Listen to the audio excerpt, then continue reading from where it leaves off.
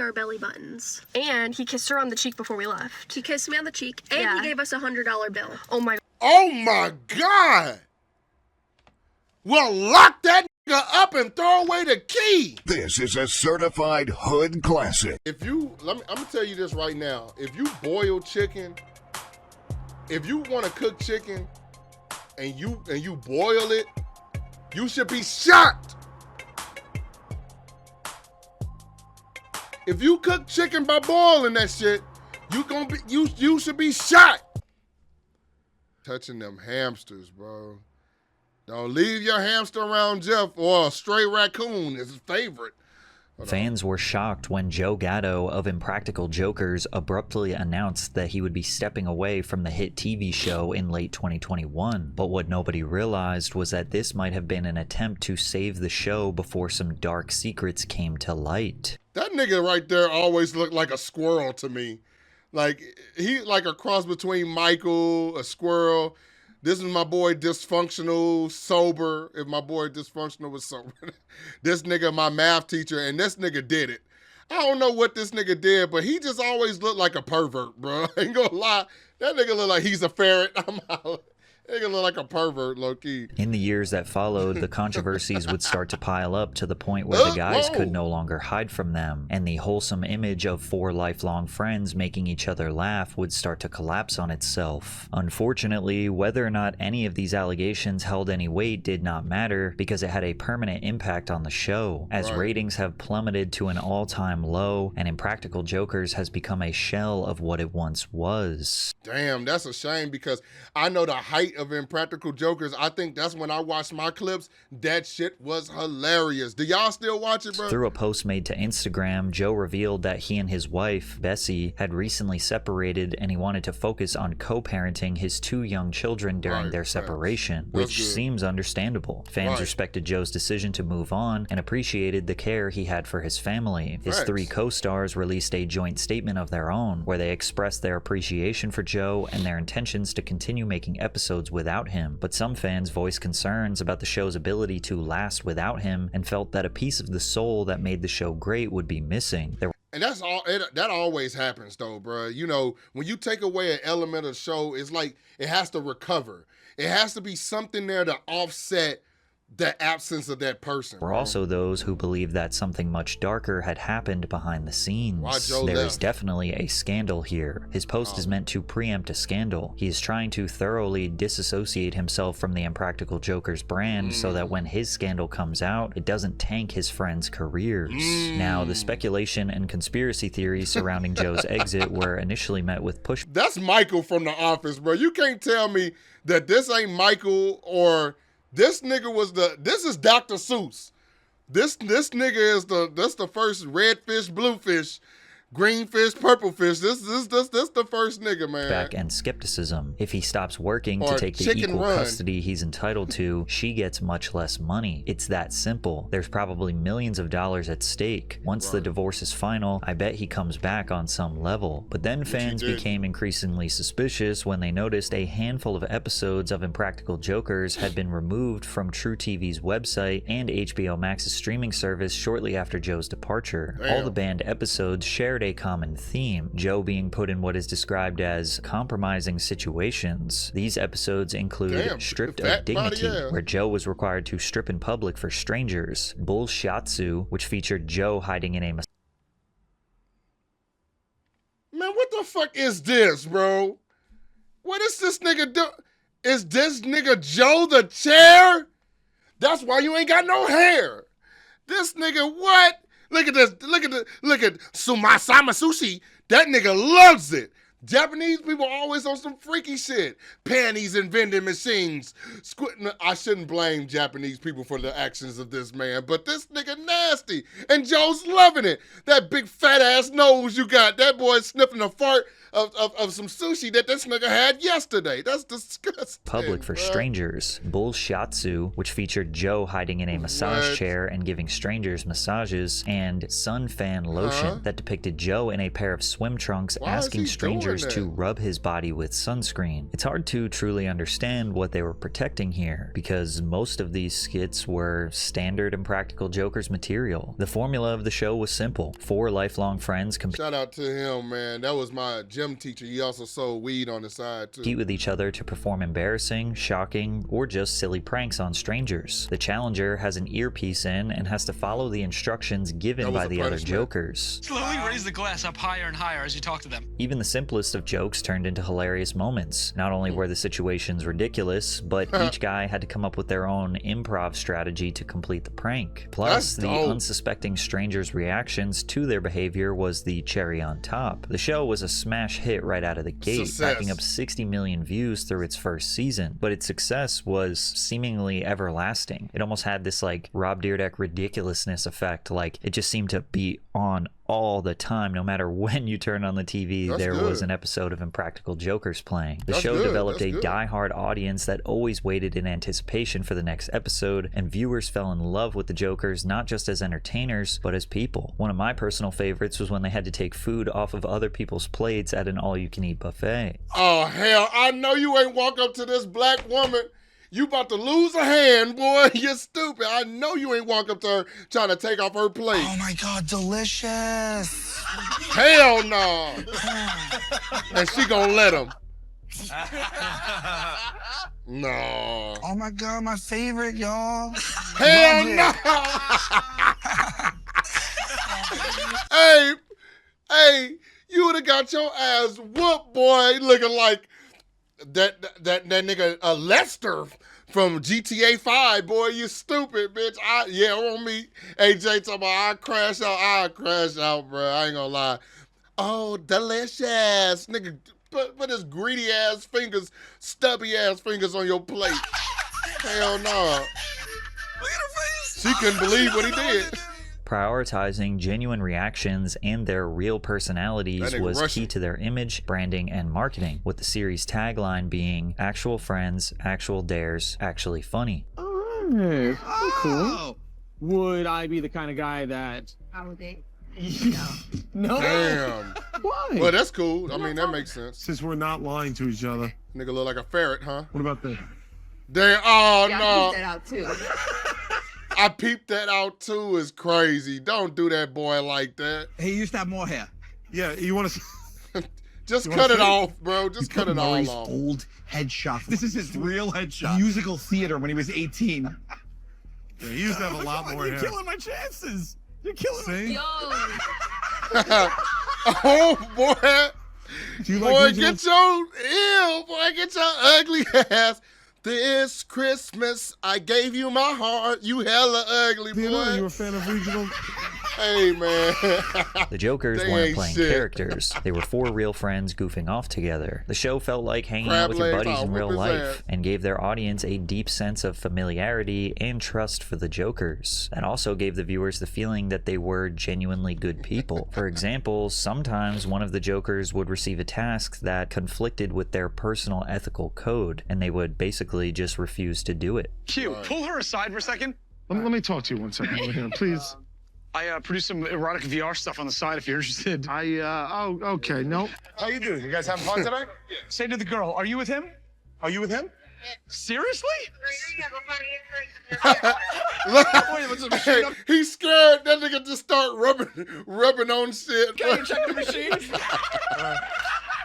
He just This walks showed that they away. weren't just 4 degenerate guys running around harassing people on the street, but rather they were well-intentioned comedians having fun without being rude or mean to the people they interacted I with. don't like this Fans build-up. didn't just love the show, they loved the people who made it special, Nah, it both make for me their feel like something humor bad and their gonna happen. personal character, which is why fans were confused when they found out about the infamous band episode called The Dream Crusher. Joe's task was to find a hired actor planted in the mall by other Jokers and select them by giving them a kiss. If he correctly guessed who it was and kissed the right person, he won the challenge. Joe at first seems excited at the idea of kissing the female actor that was planted in the mall, who he describes as hot in the early moments of the challenge. However, once his wife arrives, his demeanor completely changes. Joe went from super confident to crumbled down instantly. Yeah, that boy turned into a red chili pepper, boy.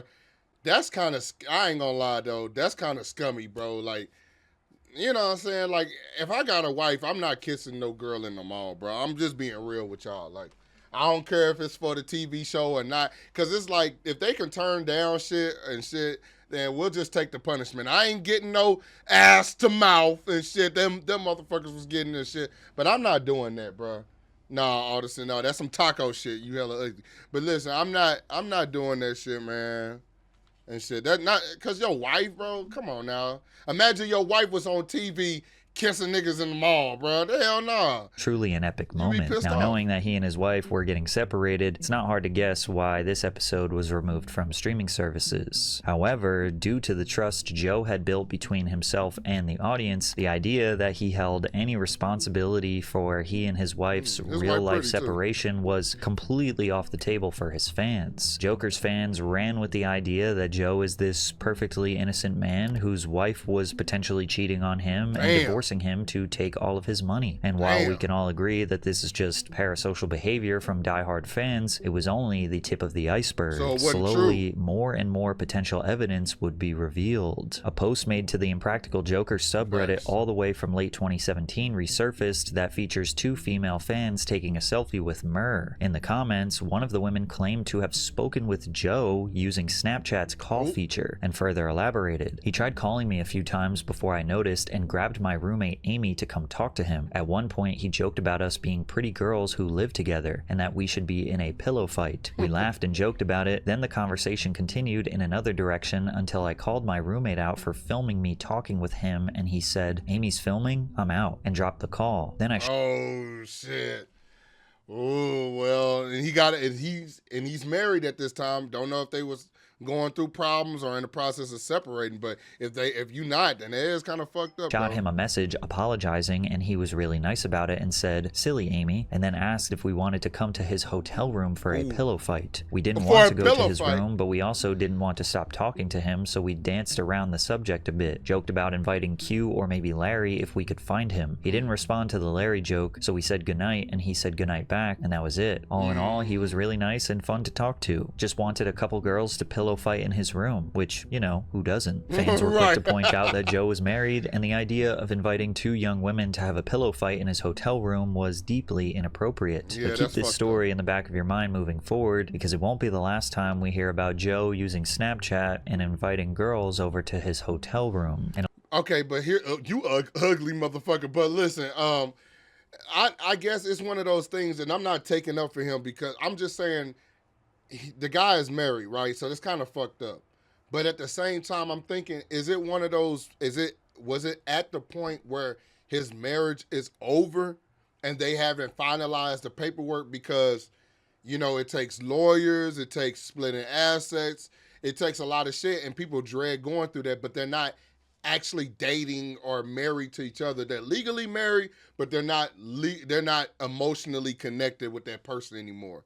You know what I'm saying? He looked like he looked like Coco from Foster's Home Imaginary Friend. Alleged friend of former True TV producer also offered their perspective into Joe Gatto's private habits. All I know is there was a boxing fight years back. Joe was there along with other True TV personnel. He was outwardly attempting to hit on various women in a non-joking manner while his wife was home pregnant with their first kid. For my friend, a young guy recently hired, it was a don't meet your heroes moment, as other staffers were like, he does this all the time. Joe doesn't drink, so he uses this to his advantage with women. Now obviously this could be just a totally uncredible source that's just making some stuff up. But with a handful of deleted episodes and stories like these becoming more notable than ever, things weren't exactly looking good for Joe. But with nothing truly concrete and the trust that Joe had established between himself and the audience, nothing more would come of these rumors for now. Impractical Jokers continued by bringing in guest stars to fill Joe's place. And although the show was mostly the same, something just felt like it was missing, and the ratings proved that. The final episode featuring Joe hit 420,000 viewers. However, the following episode dropped down to 210,000, and the episode after that only hit 170,000. Joe's presence was clearly missed, but diehard fans still enjoyed the show in spite of his absence. On a more positive note, Joe eventually revealed that he and his wife had rekindled their relationship, with a post made to Instagram celebrating their 10-year wedding anniversary. Fans immediately began speculating that meant Joe was due for a return, but unfortunately, family, that never came, and more allegations would make it very clear that Joe would never be returning to Impractical Jokers. Dysfunctional, what's up, my boy? What's going on, man? We just synced you on here a minute ago.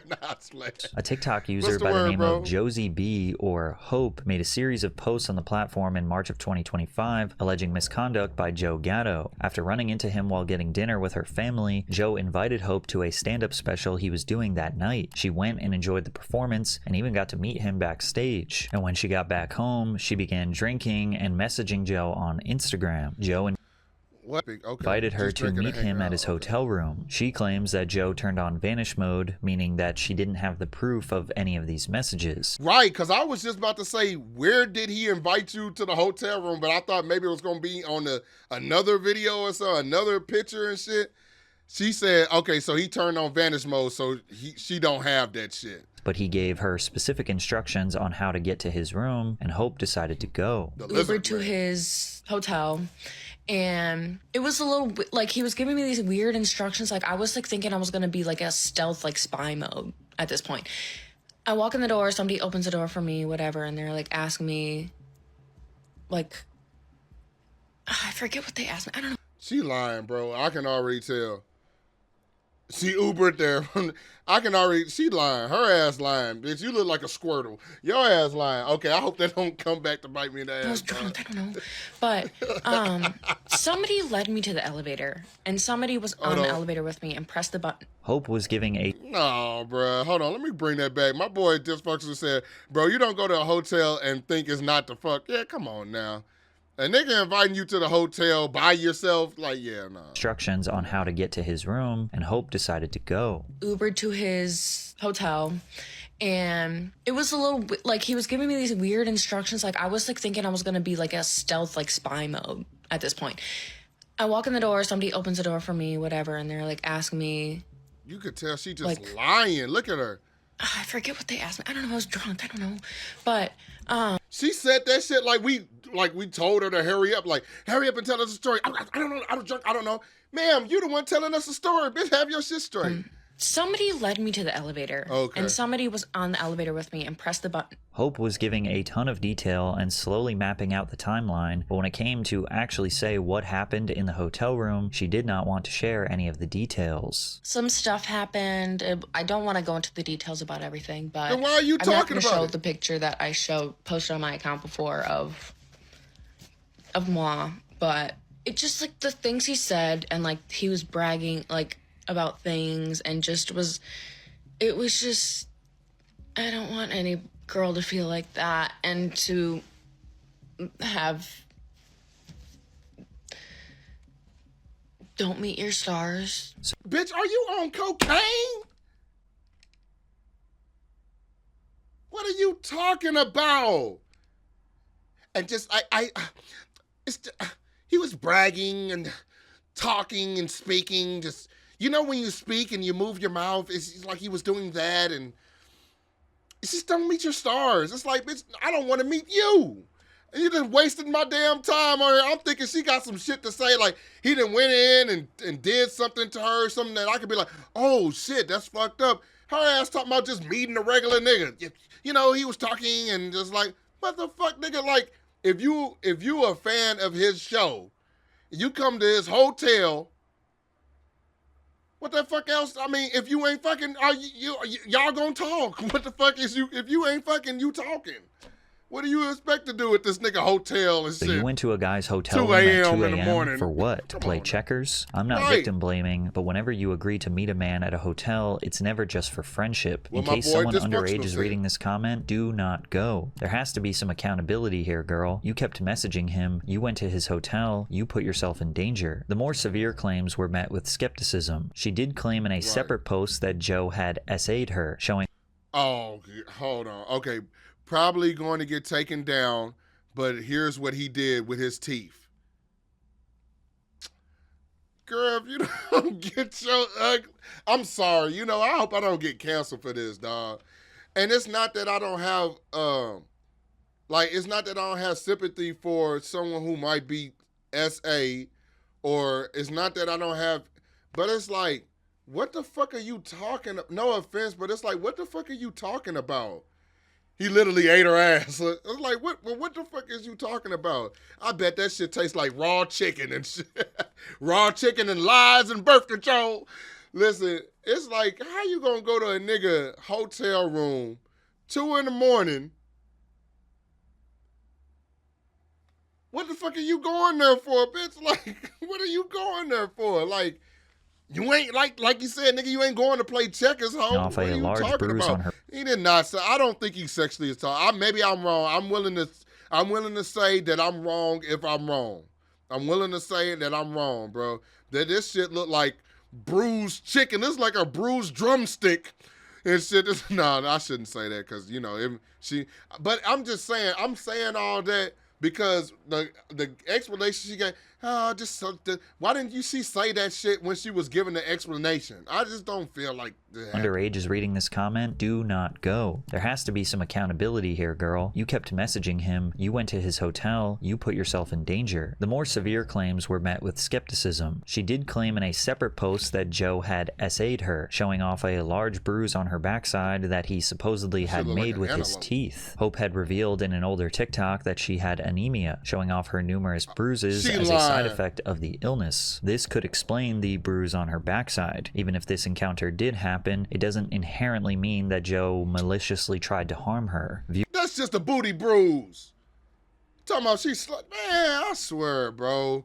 Anything for attention. I knew when that girl tried to hop down on Corey Kenshin saying Corey Kenshin did this and did that, I knew that I was shot.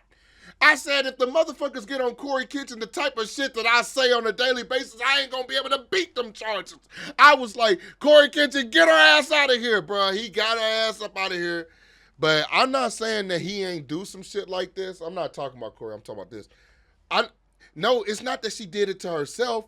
She has an illness that caused her to get bruises and shit. It looked like a fart that went wrong and shit. Like, fart that almost blew out the ass cheek. Then she trying to cock it to a certain spot so you can see her ass and shit. Like, nah, ho, that shit look like a fucking drumstick frozen and shit, bitch, cooking. Viewers also pointed out the unserious tone that she has throughout the video, accusing her of rambling and getting easily distracted by her hair or the sky in the background. So after this, right, he turns on vanish mode. Yeah, the boyfriend. Also, the sky looks kind of pretty. He turns on vanish mode. So I didn't get much of that, and I was drunk and crazy roommate, so... Of course, while none of these factors necessarily disqualify her claims, there seems to be a lack of concrete evidence. Sure, she was at the hotel that she willingly admits that she went to on her own volition. She said over and over again that she was drunk, but didn't necessarily say what actually happened, and is kind of accusing him of a crime. But regardless of what we think, Joe would actually respond to these allegations stating, "I have used poor judgment, and as a result, I have violated the trust of the people I love most. But anyone who knows me at all knows full well that I wouldn't assault anyone. Working on myself is an ongoing process, and I am now going to take some time away from the public eye to focus my energies where I need to." Despite being vague, Joe's statement tells a lot through subtle context. He doesn't directly deny the encounter between himself and Hope, but does refute the claims that it was non-consensual. Before this statement, it was all just rumors that Joe was like this guy who would frequently hit on girls that went to his show and try to get them to meet up with him at his hotel room, but now he seems to be confirming that there was a little bit of truth there. And because of his response, it essentially opened the door wide open for others to speak about their encounters with Joe, and additional allegations were given in the following days. Two girls by the name of Brianna and Grace shared a similar story about Joe. After seeing him at a show and tagging him on Instagram, Joe began messaging them in direct messages. They went to a second show where they met him backstage for a few minutes. The fans were amazed that they were able to get access to their favorite comedian. They continued chatting with him in DMs and asked if he could give them free tickets to a third show, to which he said yes. When they arrived to the third show, they got to spend more time with him backstage, and they claimed this is where Joe started behaving inappropriately. Sweetheart, though, okay, I'm not finna try to defend Joe. I'm not trying to do that. But I'm just saying, you went to one show, you went to two shows, you DMing him to go to 3 shows. Girl, that's the same fucking material. At the first show, when you seen one show, you seen them all. This nigga not Chris Rock. This nigga not Dave Chappelle. This nigga not even Bill Burr. Bro, if you went to one show, you done synced them all with this nigga, man. So what is you going to 3 shows? He probably thinking in his head like, okay, they here, they at the 3rd show, they trying to get, they probably, you know, got a little interest in me. He probably thought they was setting it up for a threesome. These bitches was setting up for an SA case. Golly, man. So then he told us to take a seat with him on the couch, so we did. And he was staring at our stomachs, and he was wondering if we had an innie or an outie belly button. And he told us to lift up our shirts, so we did. I mean, it was kind of, we couldn't not, you know. So that at that point, I don't want to hear nothing else.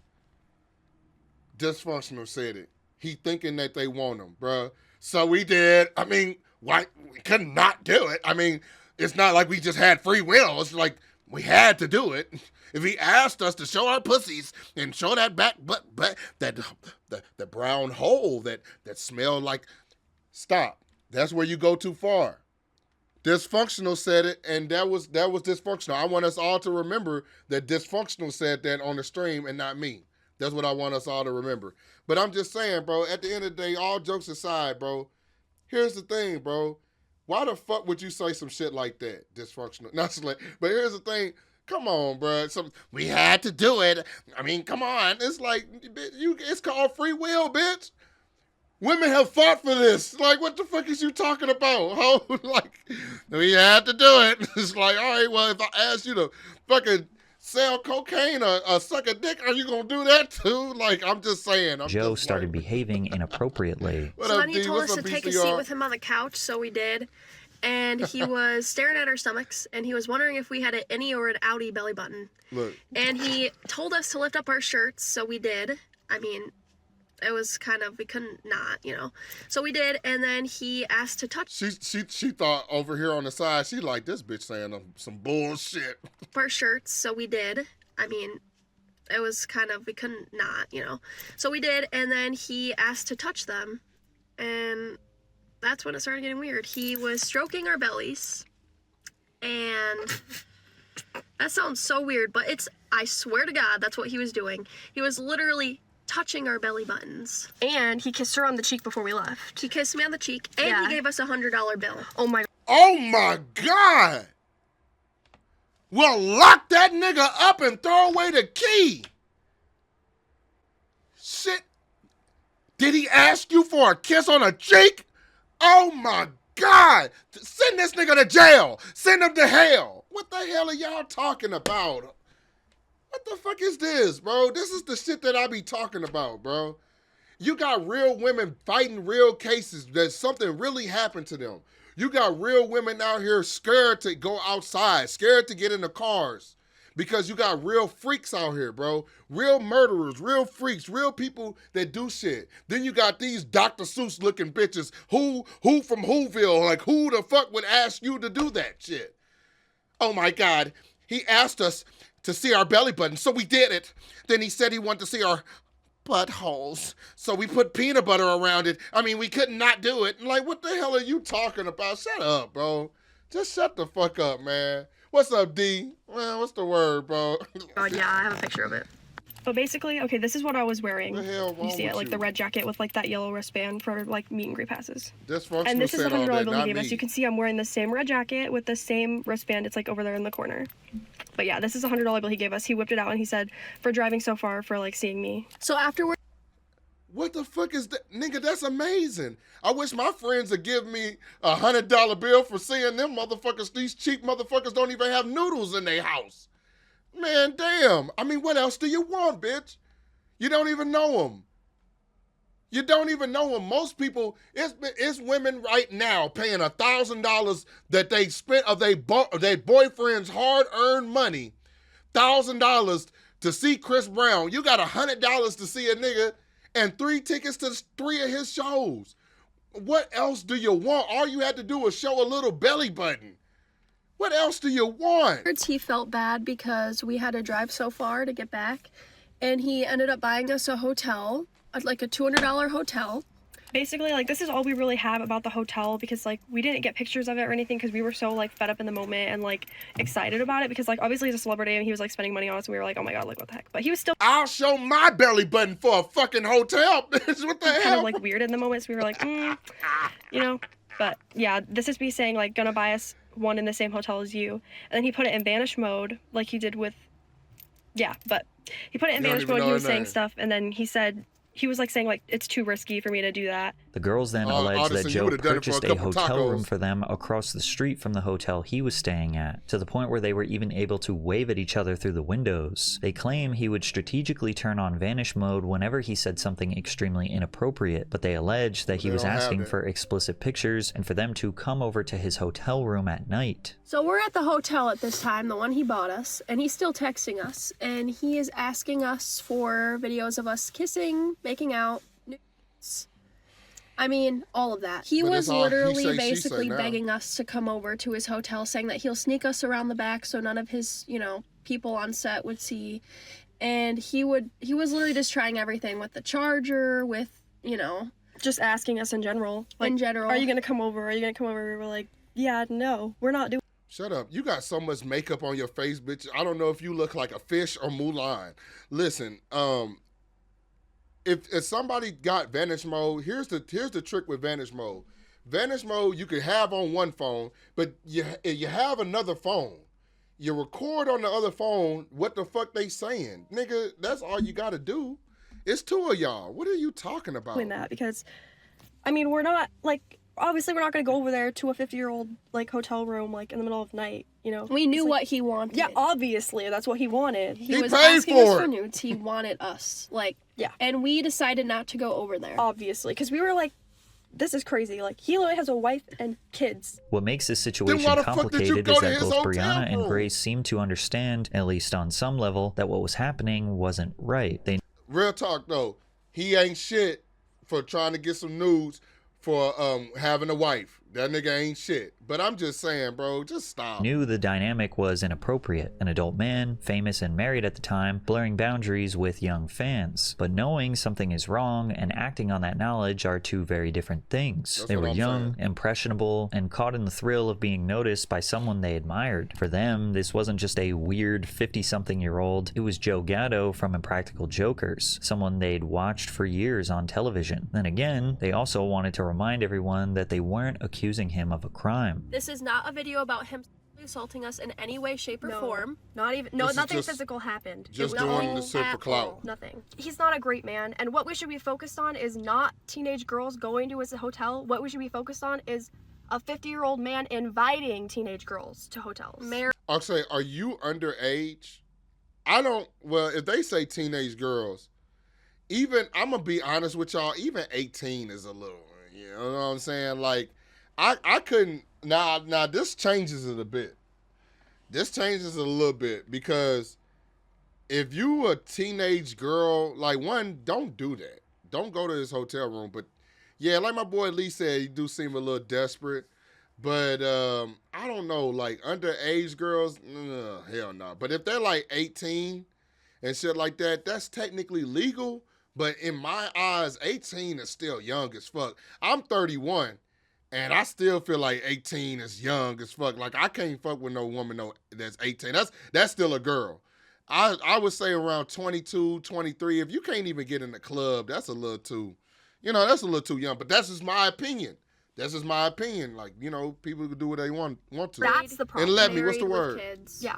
This is the problem. 25 is a good age. A former employee of Joe Gatto spoke with People magazine, alleging to have met Joe at only 15 years old. Once she turned 18, she says he became more flirtatious and possessive, allegedly groping her in an elevator and inviting her to his hotel room to cuddle. But sometimes Joe didn't even wait for them to turn 18. Another young woman released a TikTok of her own, claiming to have been only 15 years old when Joe solicited nude pictures from her on Snapchat. Hello.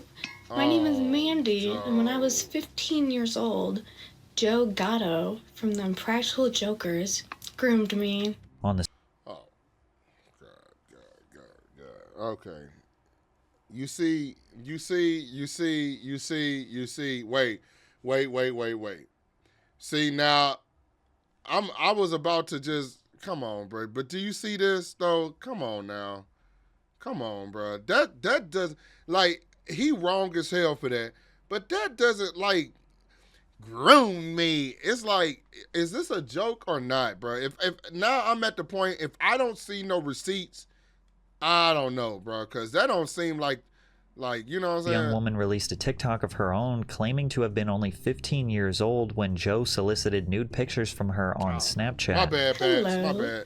My name is Mandy, and when I was 15 years old, Joe Gatto from the Impractical Jokers groomed me. On the surface, it may seem like all these allegations are baseless due to a lack of evidence. Then again, all these stories show a consistent pattern of behavior. The use of applications like Snapchat and Instagram to send non-permanent messages to teenage girls, all of them being explicit in nature, and almost all of them end with an invitation to a hotel room. Joe's initial response was outdated at this point, and he quickly canceled his upcoming tour dates and issued a new statement. Having taken some time to reflect, I've decided to voluntarily enter an inpatient program to continue working on myself. I just want to thank my friends, fans, and especially my family for all of their support, never more so than over the last few days. Even if you think all of these allegations from these girls are complete lies, I mean, there has to be some truth to them considering Joe's responses. Plus, the impact of them on the show was very real. Joe had now been missing from the show for years, and the ratings had continued to plummet. Now that his absence was associated with these shameful allegations, it raised questions about the entire show, and specifically the other cast members. The other three guys had remained dead silent throughout this entire ordeal, and to this day haven't said a word about the situation. You would think lifelong best friends would be extremely quick to defend their buddy, but they didn't. And now people think they might have some skeletons in their closet that they didn't want revealed, specifically Murr, who had 2 women came out with allegations of their own against him. The first came from a fan who claimed to be underage when they met, and seemingly had a relationship over the span of 2 years when she was 16 to 18. She provided texts of her and Murr going back and forth where he admits to being drunk and inviting her to come over. She also provided multiple pictures of them together, as well as pictures taken in a photo booth of them kissing. But she also said, "Please note I acted like I was older than I was at first, but he saw my ID the first time we met and continued, it was just an unspoken fact." Why is the video not about this nigga? See, listen, Bats.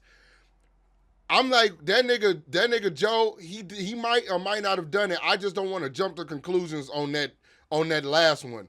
But this nigga right here, the freaky ferret, I didn't think that that's some shit.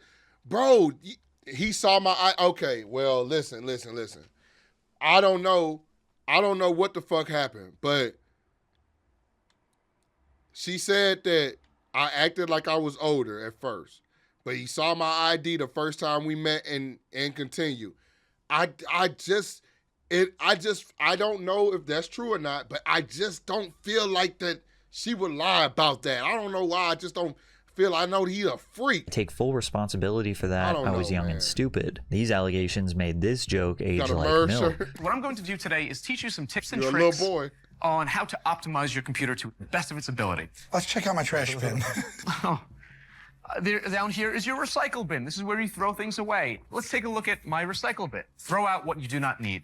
For example, what is that? Barely legal. Barely legal. So, I didn't need it anymore. I threw it away. This nigga. No, I can't laugh at that nigga no more. That nigga nasty, bro. They know something, bro. They know something, bro. Second allegation came from a TikTok user named Fall1995. The account shows a mountain of different screenshots and text conversations from when she was 16 and Murr was 35. When asked if he would consider dating her when she turns 18, Murr responds with, "Once you turn 18, email me the same question and I'll be happy to answer." When she posted about this publicly, he said, "Please don't put what I told you about turning 18 on a public message board on a Facebook fan page, okay? I don't like my private messages shared with fans. I'd love if you could please delete all those posts." The two also discussed meeting in person, with Murr saying they could meet only if she never tells anyone. He would compliment the girl and often tell her that he loves her. However, despite what looks like this enormous expose, all she ultimately wanted to say was that her conversations with him were strange and inappropriate, but not that he had committed any crime. Also, for clarity, this is the exact video that that this user uploaded to TikTok, I did not black out her face, nor did I alter her voice. She did that. So if you guys have noticed, I went on private mode for a little bit. Not because I'm guilty of lying or because I'm suspicious, but because people are trying to dox me. People are sending me death threats. People are sending threats about calling the SWAT team on me over Mur, of all people. You guys are trying to bat for this guy so hard.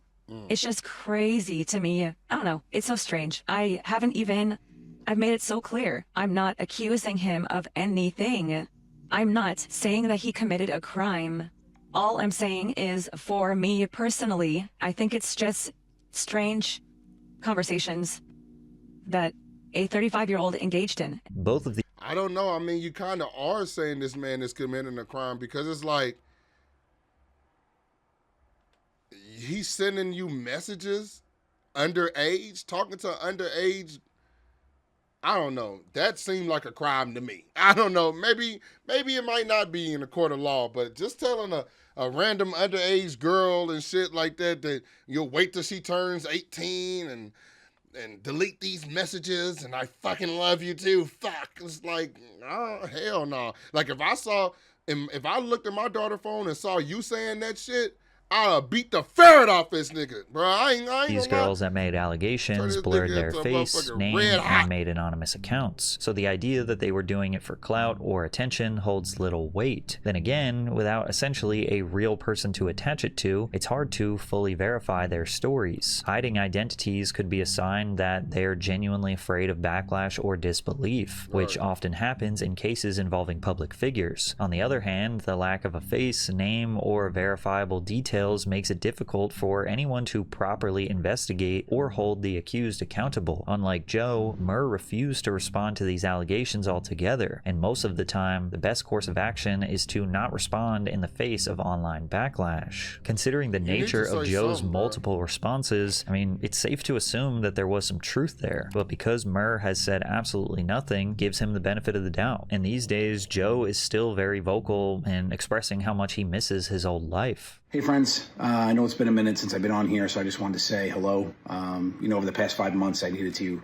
step away to take care of myself, deal with the enormity of life, and just really focus on what's important, which is my family, my wife and kids. All's good there, thank goodness. But, I also just miss you guys. I miss this part of my life, which is entertaining. I've been doing it for multiple decades at this point, and it's just a huge part of me, and I'm looking forward to hopefully getting back to that soon. But I also want to say thanks so much for the love and support and patience during this time as I work on what I need to, and I hope you're all well, and I also hope to see you soon.